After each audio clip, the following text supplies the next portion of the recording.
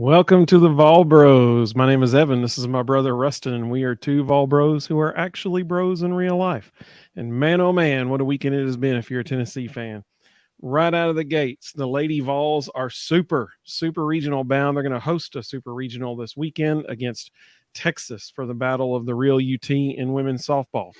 And the way that the Lady Vols are playing right now, woo, buddy, it would not looking good for the Longhorns, if I'm being honest. What do you think about today's matchup with the Lady Vols and the Indiana Hoosiers?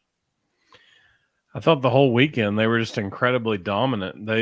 I haven't had a chance to check Oklahoma's score from today or how that filtered out, but they potentially were the most dominant regional of any of the top seeds. It definitely wasn't UCLA. Yeah, great minds. Yep.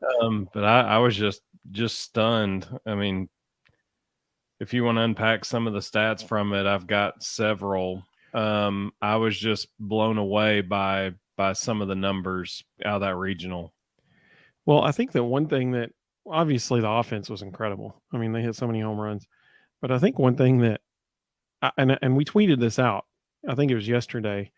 We said a legitimate question: does Tennessee have the deepest pitching staff in the country in both softball and baseball? I mean, Tennessee's pitching this weekend on both fields shined. It was a great weekend if you're a fan of pitching. Today, when Gottschall obviously had a tremendous outing, and then Perkins, what's her name? Came in. Perkins, yeah. Perkins. She threw a ball 75 miles an hour. One of them touched 76 miles an hour. So I got online to figure out how fast that was in comparison.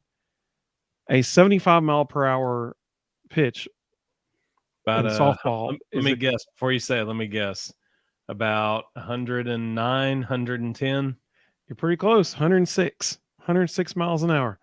Now, I invite everybody to consider last year, Ben Joyce threw a ball 105 miles an hour, and it was the fastest recorded pitch in collegiate baseball history. And everybody was like, oh my goodness, that's incredible. Okay.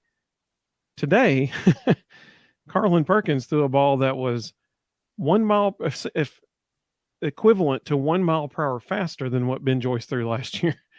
That is incredible. I mean, that is absolutely incredible. What were your thoughts about what you saw this weekend from the Lady Vols?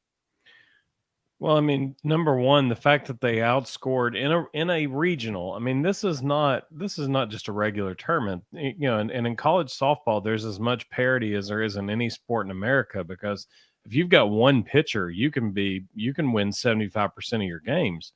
And they outscored opponents 28-4 in a 3-game NCAA regional, which is just unreal. 6 different home runs by 4 different players. Zeta Pooney and Kiki Malloy were both on fire. I'll tell you the most impressive thing about Kiki Malloy, and I don't think people understand how difficult this is. Everybody is pitching around her. I mean, she's probably leading the country in walks now, which is great that your leadoff hitter is constantly getting on. But in the rare moments that she actually sees a pitch to hit, she's destroying the ball. I mean, it's home run, triple, double. Like, she's not missing. When she gets a chance to swing, she does not miss. And, for them to intentionally walk Indiana, I can't remember if it was yesterday or today, intentionally walk the leadoff person 3 times. Like, when does that ever happen? Typically in a regional championship, you're trying to eliminate base runners, not intentionally put them on base. That just shows the respect that they have for her. It was just a completely dominant weekend. Rebecca and Houndstooth. Hey, welcome, Rebecca. We appreciate you being here. She said Lady Vols were fire this weekend. Absolutely. Speaking of fire, I don't want to brag or anything, but we upgraded the studio. Well, I say studio. It's like a 5x5 corner of our bonus room in our house. But you notice the lights I got going on. If you're listening to the audio podcast, you got to check out the video podcast this week, because I got lights going on back here, and they can change colors. It's fancy. I almost made them Summit Blue in honor of the Lady Vols today, but I figure this is their first appearance on the show back there, so I went with the orange. It kind of looks yellow, but it's orange supposedly. Um, but I'm loving that. So you'll see all the different kinds of colors coming at you. I loved the fans at the game today. They made themselves known. Now the umpire behind the plate didn't help matters any. He was allowing the fans to make themselves known a little bit when some of the calls he was making. But I loved the fans at the game today because they were behind the Lady Vols big time. I legitimately think there were a few pitches today that Carlin Perkins threw that he just didn't see. I Yeah, think it was I just totally too agree. fast, and he could not figure out if it was a strike or not. Yeah, and so I think it was like the second hitter of the inning. He called the first two pitches were balls, and then the third pitch was a strike, and it was more low and outside than the first two pitches. And I legitimately think one of them was a makeup call because the first pitch of that bat, I mean, it was beautiful, and the knees on the outside corner, it was a beautiful pitch. And I legitimately think that was a makeup call because he knew he missed it. Like he just missed it. And even Indiana's coach was like, how could you do that? You could read her lips. She was saying, how could you call that?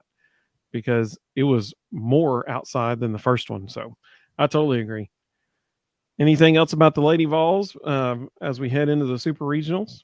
Well, again, I mean, you mentioned pitching. Peyton Gottschall comes out in the opening game, and again, it was Northern Kentucky. She throws a no-hitter. Northern Kentucky snuck into the tournament with a losing still, record. In a regional, that's incredible. It's incredible anytime, especially in the NCAA tournament regional.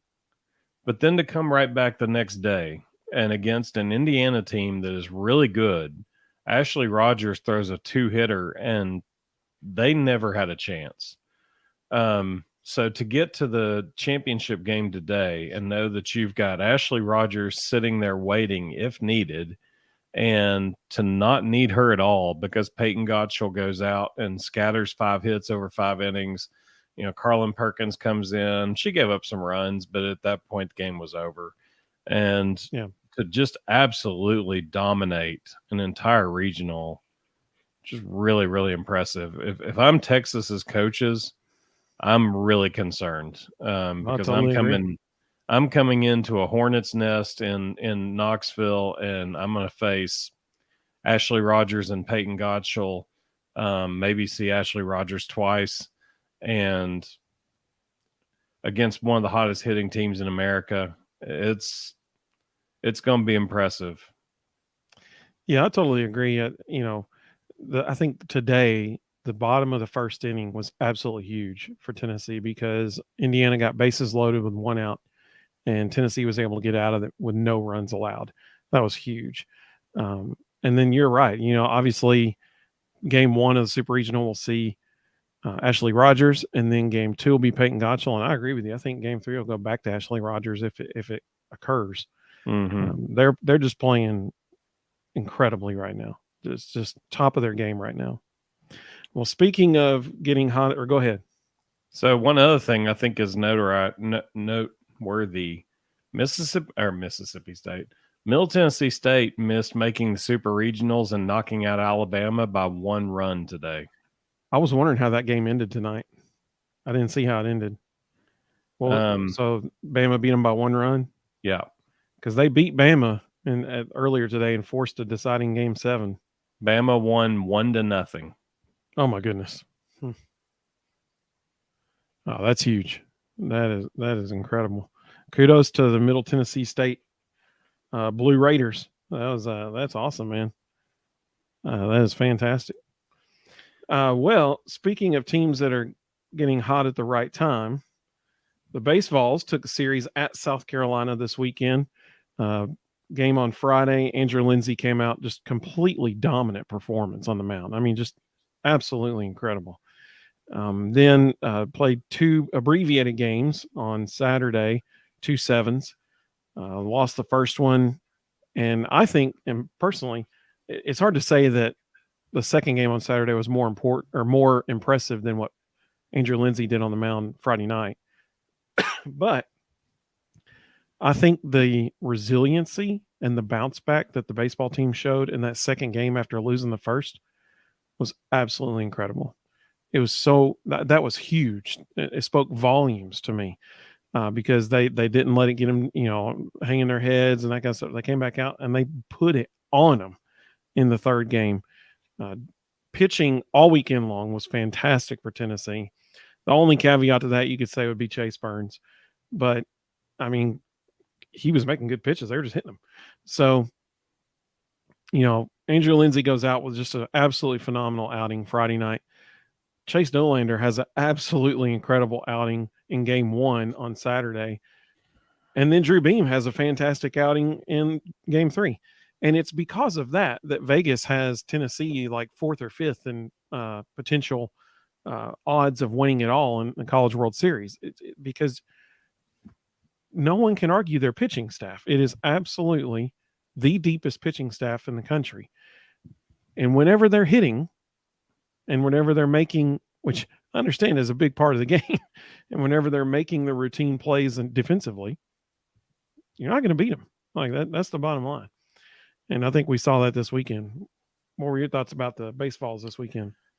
Andrew Lindsay was phenomenal. I love in the top of the ninth when Tony came after he got the first out in the ninth. Tony came out to take him out, and you could see Lindsay was visibly angry. Yeah, he was. I love that. I don't blame him. I love that. He's sitting there going, "This is crazy. I don't care what your pitch count says. I'm finishing this thing." That's the kind of starter mentality that you want in the postseason. That guy's going to go out and he's going to attack people. I thought Chase Dolander played extremely well, and I was a little surprised when he even put Chase Burns in. Yep. After the game, hearing his rationale, I understand it. He felt like the team was getting a little flat and they needed an energy jolt. And up to this point, when Chase Burns has come in, they've kind of had a second life, and he was trying to re-energize them before they came in the dugout to hit. It just didn't work out for him. But my goodness, Drew Beam, just fantastic. And I think the thing that stood out the most to me about that last game was the lineup. We talked about, Blake Burke was hitting leadoff. yeah, we talked about, that this team needs consistency. Probably 3 weeks ago that, when this team was really struggling, that they needed consistency. They needed to be in a set lineup, know where they stood. The fact that he felt comfortable enough to shake the lineup up and say, no, we're just going to go do something a little different right here. I loved putting Blake Burke at the leadoff because how often does Maui steal anyway? They don't really send him very often, and everybody's been pitching around Blake Burke. It's kind of the Kiki Malloy philosophy. Can't pitch around the leadoff. At some point, you got to throw to him. So I kind of like that, and Blake Burke actually has decent speed. But I think the thing that really I love about it was look at the rest of the box score from that game. Hunter Inslee struggled a little bit, although he did get on once. Jared Dickey got a big hit. Griffin it was nice Merritt, to see him back in the lineup. Yeah, Griffin Merritt was 2 for 4 with 3 runs scored. He stepped up big. Christian Moore was 1 for 4 with 2 runs scored. Zane Denton was 1 for 3 with a run and 2 RBIs. Christian Scott was 1 for 4 with 4 RBIs and 2 runs scored. Cal Stark was 1 for 2 with 2 runs scored and an RBI. And Maui Ahuna in the 9 spot, 2 for 3 with a run scored and 2 RBIs and a walk. So he got on 3 out of the 4 times that he walked home plate. I think what I love the most about him shaking it up and sending the message that, hey, we're going to do whatever it takes. Every single other guy in that lineup responded other than Hunter Inslee. 3 through 9 all responded. which tells me that he has their attention. They recognize that nobody is safe, and even Maui, Maui had to be sitting there kind of scratching his head in the dugout, going, "I hit leadoff the first 2 games, and now I'm 9-hole, and our cleanup hitters hitting first." It was an eye opener, and I think it got their attention. I think that's why we saw them just attack the ball and pound the ball all over the field. I think the other thing I Totally agree. love. Did you go back and look at the Texas A&M series yet? Mm-mm. So Andrew Lindsay was still in the bullpen when we played Texas A&M the first time. Oh, that's good. And he faced them for 2 1/3 innings, and he struck out 4 and didn't allow a hit. So they have not seen him as a starter, and the one time they did see him, they didn't touch him. So I love that for Tuesday at 1:00. That's a huge positive. Yep, and just like Rustin said, the Baseballs do play Tuesday in Hoover, Alabama, in the SEC tournament against Texas A&M in the first round, which is single elimination. After that, it turns into a double elimination tournament. But that first day, all the games on Tuesday are single elimination, so it's a must-win game for Tennessee.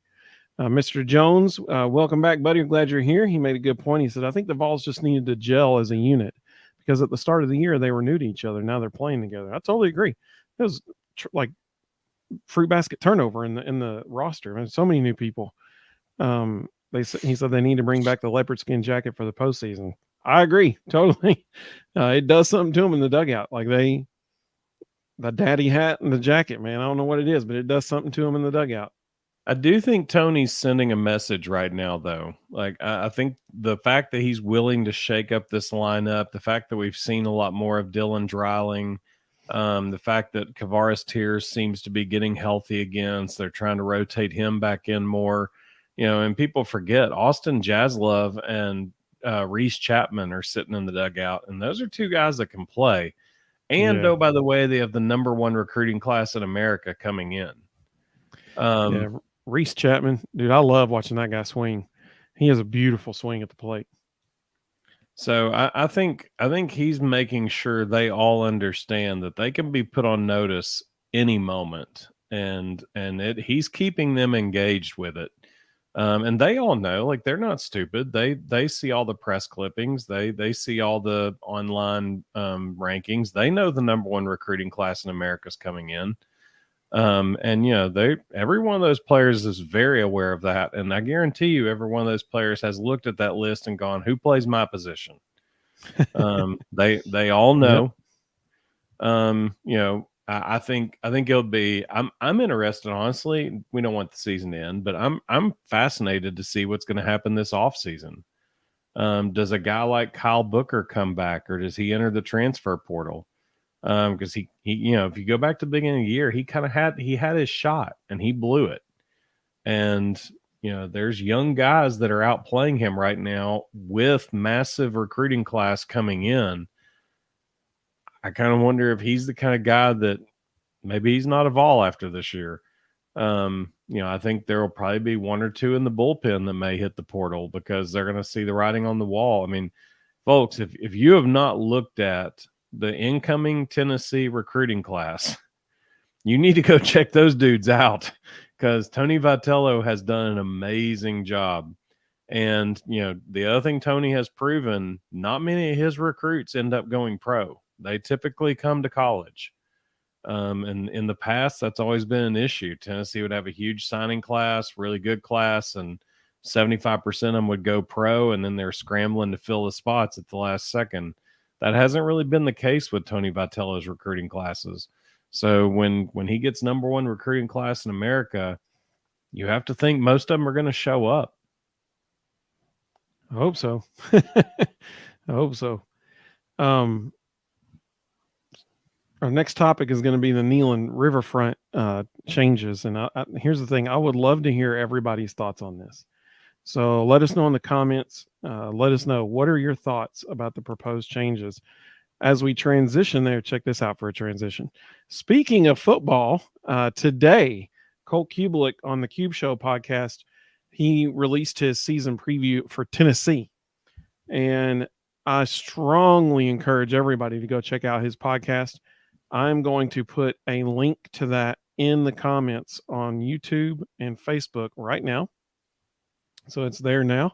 That is a link to his podcast. I mean, after you finish watching ours, but like he did a. I think you'll really enjoy hearing what he has to say. Even Tennessee fans are like on the comments on Twitter, like, "Wow, this was very nice of Cole." I mean, like he was very complimentary to Tennessee. The title of it was, how could Tennessee get even more wins this year? It was very interesting. So I strongly encourage everybody to go check that out. He starts talking about Tennessee at the 21-minute 45-second mark. So click on that link when we're done, and then fast forward to then, and you can see what he has to say about Tennessee. Before that, he's talking about, I think he names almost every single transfer in the transfer portal this summer into the SEC. Like I'm not kidding. If you want extensive SEC coverage, Cube Show podcast is really, I mean, it's hard to beat. I mean, everything in the SEC is on there.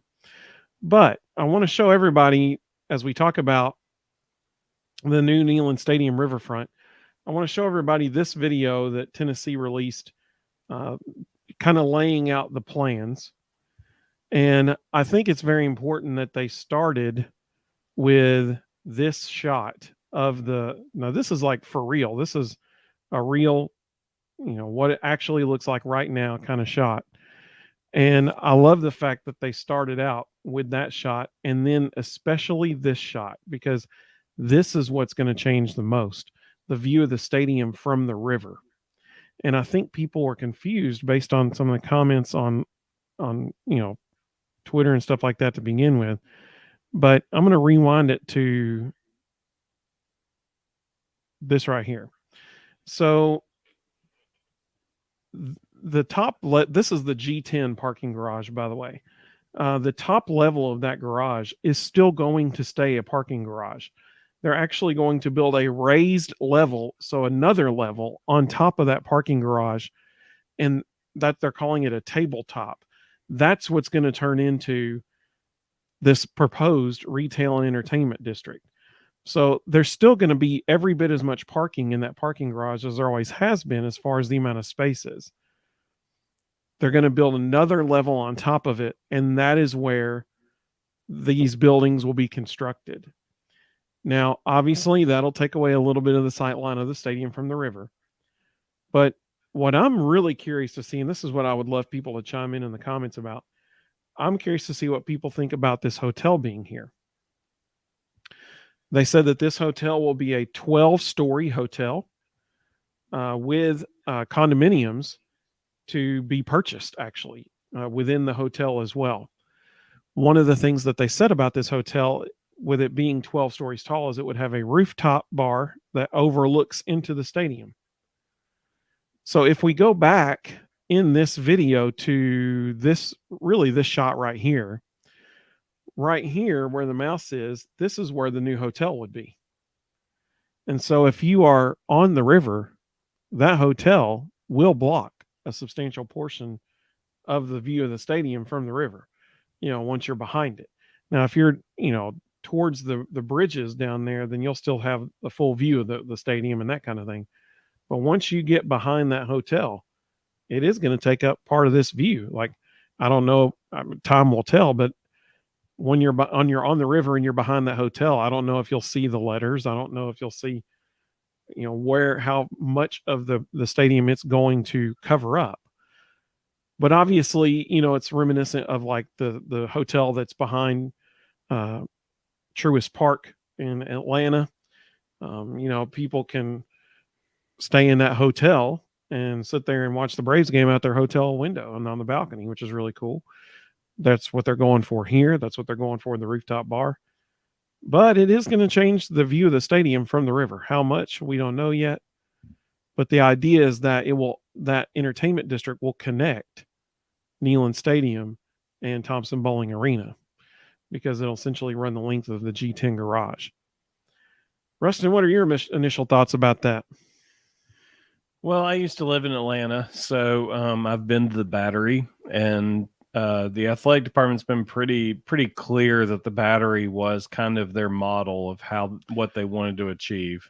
I'm glad you said that. They actually included photos of the Battery on this page right here as Yeah. like an example of what they want to do. So I think the thing that I've always really thought was cool about the Battery was one of the pictures that was actually in that graphic. Um, in huge games, if you can't get a ticket into the game, it's the top left image in that Yep. graphic. That's a Wrigley You Field, very similar to the Battery. you can actually sit outside at the Battery. You can eat at one of the restaurants, bring a blanket, bring chairs, and you can sit directly outside the stadium, and they've got a massive screen out there, and you can be a part of the game just outside the gate. Um, I will also say from living there and going to the Battery quite a few times, the restaurants in the Battery were some of the best in all of Atlanta. And the Battery is a place that even when there's not a game going on, people from all over Atlanta just go hang out there because it's just a cool environment. The restaurants are fantastic, and it's just a neat place. And that doesn't have a view of the river. So I would bet that this hotel and this entertainment area will stay constantly busy. If they do a good job bringing in really neat outside the box restaurants that people can't get anywhere else, that place will stay packed, and not just when games are happening. It'll stay full all the time, and it'll be a significant revenue producer for the university. Yeah, I think you're right. And, money talks. Mr. Jones said, if it ain't broke, don't fix it. I totally understand that for sure. Another interesting thing about this is this area right here, this ramp that leads up, in the back here to the south end of the stadium. In the new plans, this would be gone. This whole area is going to get a new facade, brick facade, similar to Gate 21, and there will be, I don't know if it's going to be grass or astroturf or what, but there will be stuff down here, a little area, walking area between the two. So I totally agree with everything Rustin said. I think that this could be a very unique situation. The thing that I am not super pumped about is the fact that the view of the stadium from the river is going to be changed forever. That hotel will intentionally be taller than Neyland Stadium. So right now, when you're in, even on I-75 or going I-40 down through middle of Knoxville, the stadium is prominent. Like when you come around right at the north end of Knoxville and you're going north and you turn around and look back, you can see the press box and the lights up and above all the buildings. That's just a really cool thing. Well, this is going to be even more prominent than that now. Like that hotel, 12 stories tall, it will be the eye, what catches your eye whenever you look at the stadium, especially from the south end, especially from the river. And I don't know, maybe it's nostalgia in me or whatever, but that kind of is sad. I think they're going to sell it out like crazy. I think that they're going to absolutely just because here's the thing. If you're in that hotel and you're above that top level, you're essentially in a skybox. And how cool would that be? You could open up your, not to mention the rooftop bar. Yeah, exactly. You can open up your hotel. I guess they'll have balconies. I'm assuming they'll have balconies in the hotel. Yeah, if they pattern it after Truist, all the hotels have balconies that look into the stadium.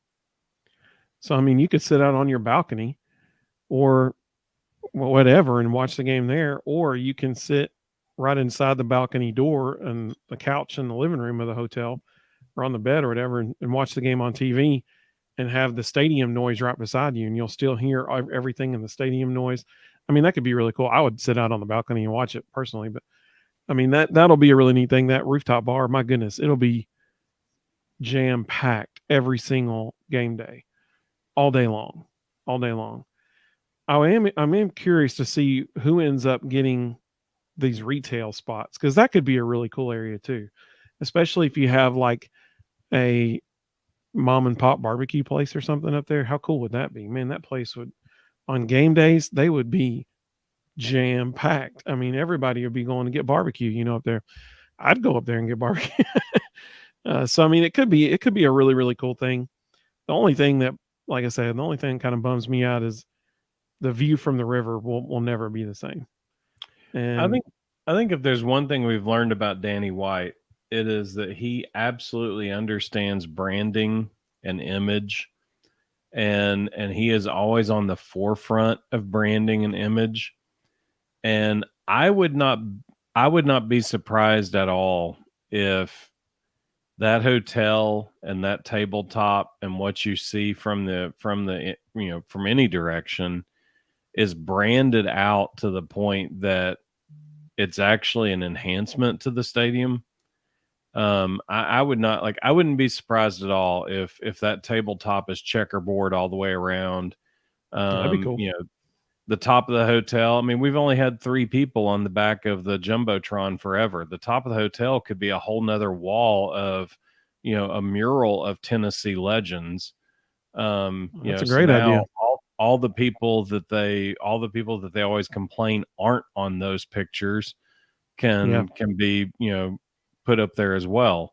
So I would hold off on what it's going to look like until, because again, and we're all going to know what it's going to look like long before they start building, because again, that's they're right. all about branding and image.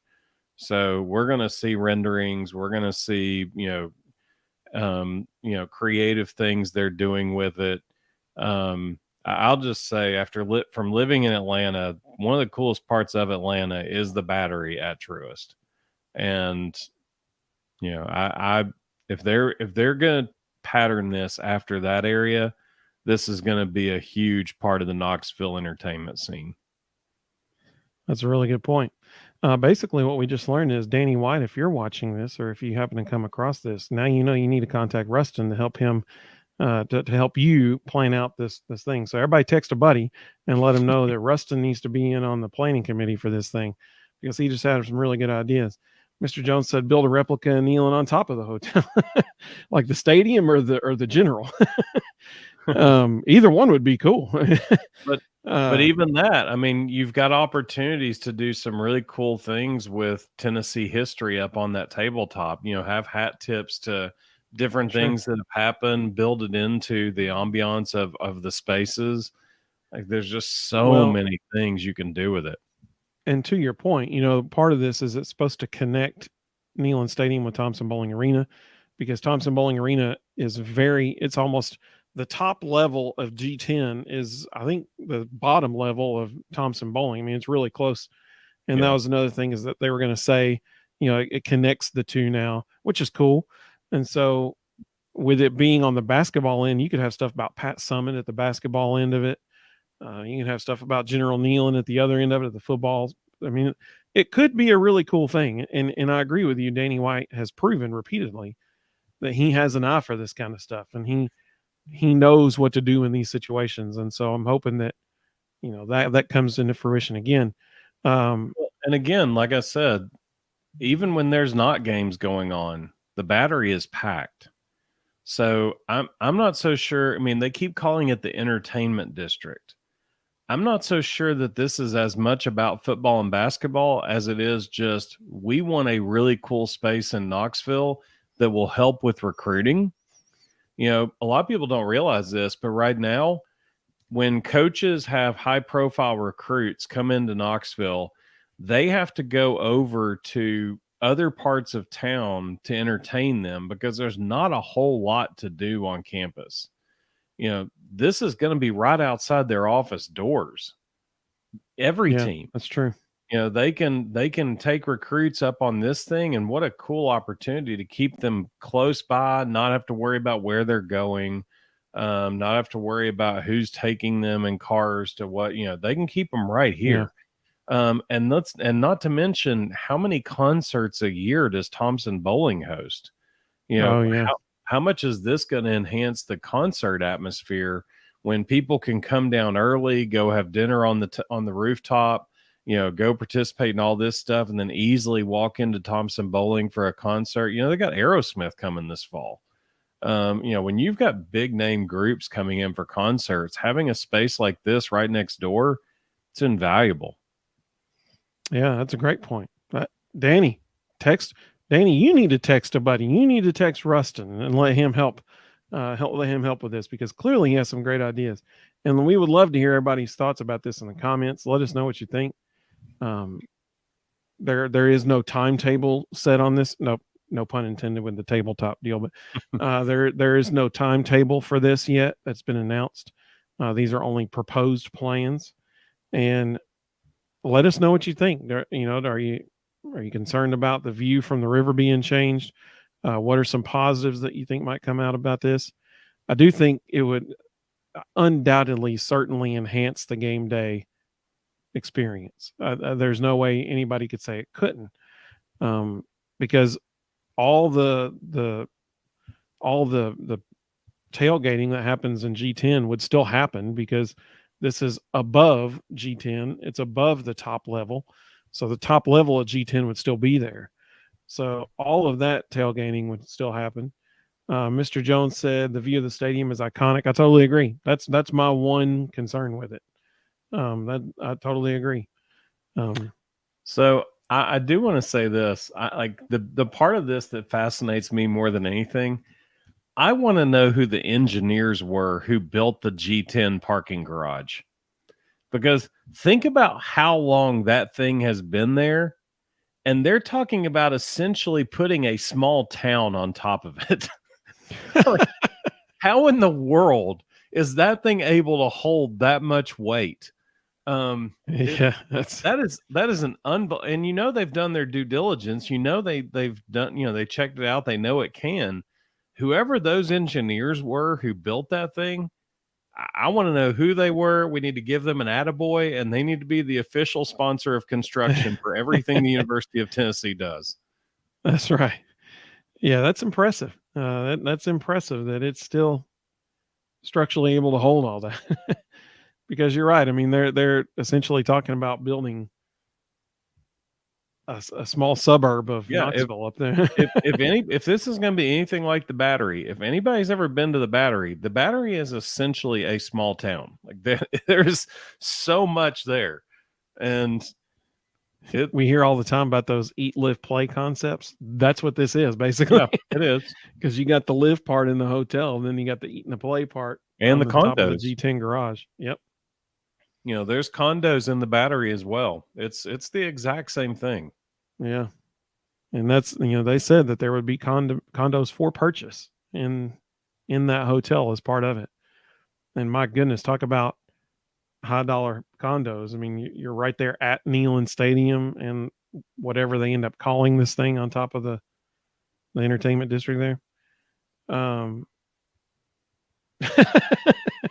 Slide from the hotel down to the other end of the table. Yeah, they need to put this is a great idea, Mr. Jones. They put a slide from the hotel down to the top of the tabletop. That's what I'm talking about. I think he's saying move it to the other end of the tabletop. Oh, okay, I got you. I was excited about the slide coming down. Man, that'd be great. So I actually saw a commentary on this, and I can't remember who it was, but the biggest reason that it's where it is something with the road infrastructure around it. It couldn't be on the opposite end because of the roads that are on that side.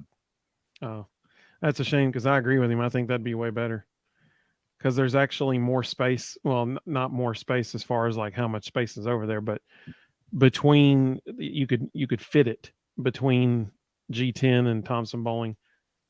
That would be cool, because then it wouldn't obstruct the view of Neyland Stadium. Yeah, but I agree with that. That would be really cool. I think a slide would be cool, man. Like, just put a thing on there. People would where love that thing's located. It's there's gonna have to be some kind of, and I'm sure this is in their plans. That thing's gonna be connected to Neyland somehow. Like, you're going to have the benefit of, if you stay in that hotel, you're going to be able to walk Yeah. right into the stadium. Yeah. So that's a very good point. And actually, I heard something about that. Oh man, probably 5 or 6 months ago. People were talking about how the hotel that is being built there will be connected to Neyland Stadium. That was not mentioned in this article that Tennessee released that we're showing you on the screen, but that was mentioned. I can't remember who said it, but that was like one of the big selling points was that it's going to be connected to um, the stadium. So, time will tell. I do think that it'll be a tremendous enhancement to the game day atmosphere because, man, oh man, there's going to be so many people up there. There'll be people up there trying to get a view of the Vol Walk. You can see essentially where this right here is where the team comes down on the other side of this building and turns left. And so, right here, people be lining up right here along the edge of this, whatever's up there, watching that. It could be a really cool thing, but it is just going to change the scenery. But those of us who are nostalgic, I guess we just gotta move on because I know I'm nostalgic about this. I'm like, man, they're finally making the south side of the stadium look good, look as good as Gate 21, and then they're going to cover it up with a hotel. So hopefully that'll be part of making it look good. Danny, you need to text Rustin and let him help you with that. I guarantee you that thing's going to look fantastic. He is so focused on branding and image. I just don't I don't see him. Let's be honest. The G10 Parking Garage ain't pretty. It's a huge totally agree. concrete structure. So the south side of Neyland ain't pretty. Right. So anything that can be added there that can enhance that view, it's not going to be hard to brand that thing to look better than it is. Anything would look better than what it is.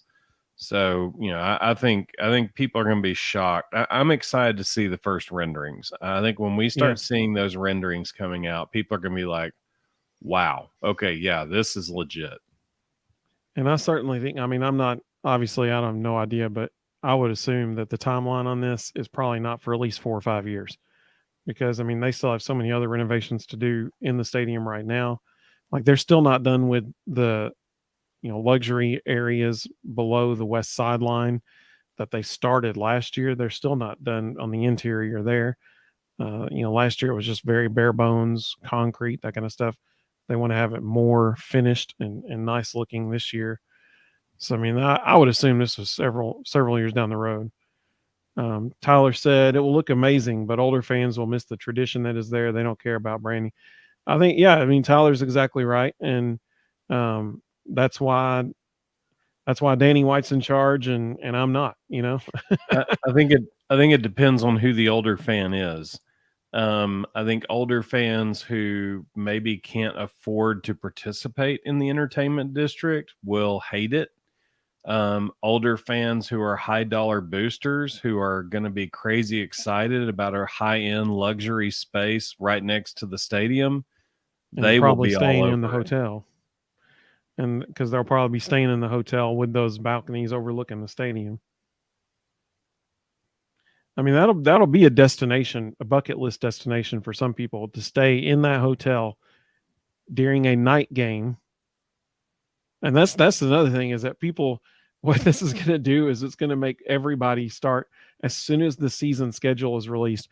Everybody's going to start looking whenever this thing gets built and saying, okay, what game could potentially be a night game and not a 3:30 CBS game or now 3:30 ABC game? What will the cost be of one night? Man, absolutely. During the playoffs, the Braves get highway robbery for those rooms that look into the stadium. And we all know Tennessee fans are willing to pay way more than a Braves fan. Yep. Yeah. I'd be shocked if it's less than $1,000 a night. They'll get their money's worth for sure out of those rooms. But it'll be a bucket list destination for some folks. It's going to be way more than that. Some hotels in Knoxville were getting that for the Alabama game this year. I do think it'll be fascinating. People trying to figure out, okay, what will be the 3:30 game, what will be a night game, and then all the ones they think are going to be night games are going to book up faster than all the others. Yeah. And one thing to note is that depending on how they build that thing, you'll be in the shade if you're on your balcony, because the sunrise will not be on you because you're not facing you're not facing the east. And so for like noon games or for even 3:30 games, part of the stadium is still getting beat down by that sun. Not here. You would be, because you're facing north. And so if you got walls on either side of you, you're not going to be in the sun. So that'd be cool.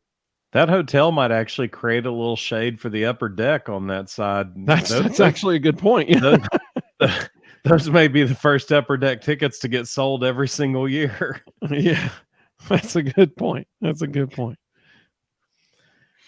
Well, we thank everybody for joining us tonight, man. This has been fun. It's fascinating discussion to talk about this new riverfront area, because it will certainly be different.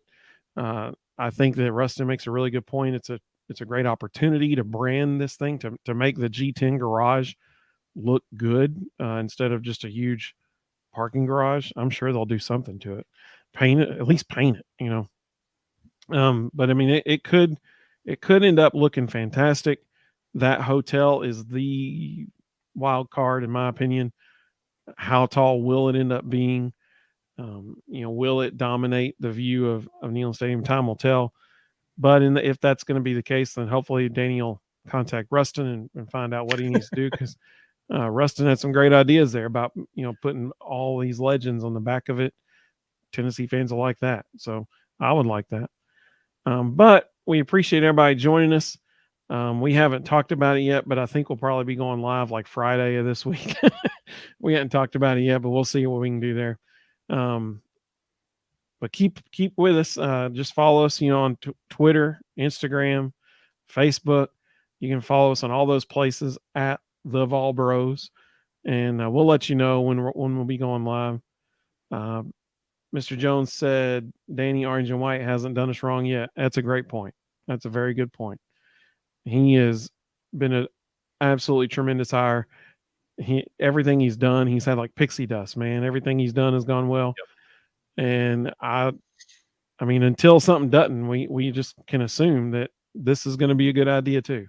I think that's a great perspective. I think there is more money coming in that athletic department right now than in the last 30 years.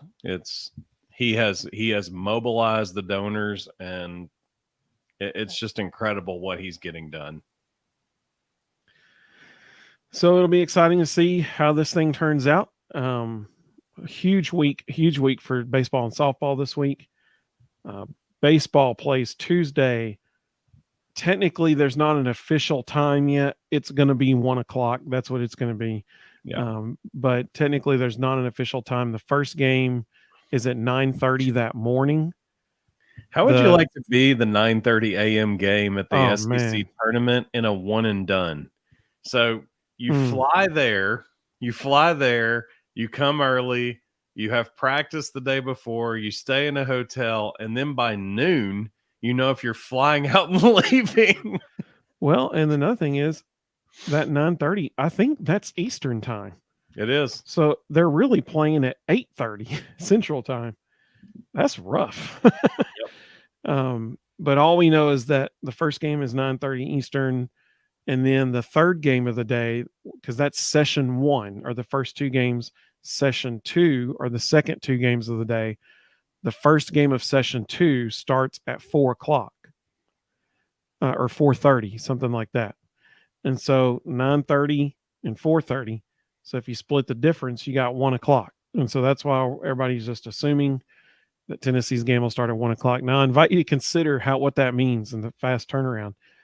They are assuming that first game will last 3 hours, and then in 30 minutes, both teams will be cleared out the other two teams will be on the field, warmed up, ready to go within 30 minutes. Personally, I think that's wishful thinking, but we'll see what happens. So 1 o'clock Tuesday, they play Texas A&M in Hoover, and then the Lady Vols. We do not have times yet for that, but the Lady Vols will be hosting University of Texas this weekend in the Super Regional. So at least the two teams that are in the 9:30 game are Eastern time zone teams. It's South Carolina and Georgia, which what a free fall by South Carolina. They're now 4-11 in their last 15. Went from top 5 in America to the 6th seed and in an elimination game at the SEC tournament. And Georgia's playing good. That is not going to be an easy game for South Carolina. Mahoney, I think, was the guy that was pitching. I think Georgia will beat them. I mean, they need Mahoney to come out and throw every bit as well against Georgia as he did against Tennessee. It'll be interesting to see. I mean, nobody in the country is hotter than Auburn right now, so it's going to be an amazing tournament. And then it'll be fascinating to see how many SEC teams make it to Omaha. Better be 12. I think they could make a case for 11. Missouri's kind of a question mark, but it should be 12. If they're being honest, the 12 teams that made Hoover all deserve to be there. Well, for super regionals, for sure. But for Omaha, we only got 8. So, I thought you said the tournament. Oh, yeah. Yeah, for sure. But it'll be interesting to see how many make it to Omaha, because I asked Chris Burke on Twitter the other day, and he said he thinks it'll be at least 4. And I agree with him. I mean, the SEC, it's crazy strong. A lot of it'll come down to how the brackets come out. If they can spread the Tennessee or the SEC talent out enough, I think you legitimately could see 8 make it to super regionals and 4 make it to Omaha. But it's all going to come down to pairings. Yep, absolutely. Well, thank you all so much for joining us. Man, we love doing this. It's so much fun. I hope everybody likes my fancy lights I got going on back here now. I'm super pumped about those. But I'll stop talking about the lights now. But I hope everybody has a great, great evening. We'll see everybody probably near the end of this week, because, as the SEC tournament in Hoover's going on, obviously we'll want to go live and talk about that. And there may be a day when Tennessee just has an absolutely incredible game. We're like, okay, well, we're going to go live and talk about that. Who knows, man? You never know. Colton, loving having you on here. Mike, saw you too on there. Appreciate y'all. I hope everybody has a great evening. Go Vols, and we will see. Oh, we just had a comment come through. Mr. Jones, that's what I'm talking about. Go Vols. That's right. Absolutely. So huge week, big week going on in Hoover and Knoxville. So stay tuned. We'll keep you posted. Hope everybody has a great evening. Go Vols.